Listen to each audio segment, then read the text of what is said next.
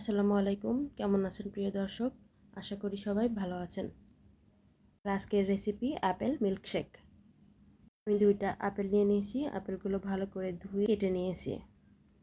আর একটা ব্লেন্ডারের জারে রাখা আপেলগুলো দিয়ে দিলাম। তারপর আমি এর মধ্যে অ্যাড করেছি 3টা কাঠবাদাম পানিতে ভিজিয়ে রেখে ছুলে নিয়েছি। বাদামগুলো 10 মিনিট কুসুম গরম পানিতে ভিজিয়ে রেখে তারপর ছুলে নিয়েছি। এরপর আমি এর মধ্যে অ্যাড করেছি হাফ কাপ তরল দুধ। দুধটা আমি জাল করে ঠান্ডা করে নিয়েছি। চাইলে এখানে ঠান্ডা দুধও ব্যবহার করতে পারেন। মিল্কশেক, জুস এগুলো একটু ঠান্ডা ঠান্ডা খেতে আসলে ভালো লাগে। পর আমি এর মধ্যে 2 চা চামচ চিনি অ্যাড করে দিলাম। তারপর এটাকে আমি ব্লেন্ডারে দিয়ে ব্লেন্ড করে নিব।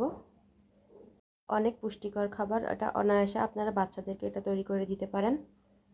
বাচ্চারা আছে যারা এমনিতে দুধ খেতে চায় না, আবার আপেল দিলেও খেতে চায় না, আবার বাদামটাও খেতে চায় না, এভাবে তৈরি করে দিলে ওরা অনায়াসে খুব মজা করে খাবে।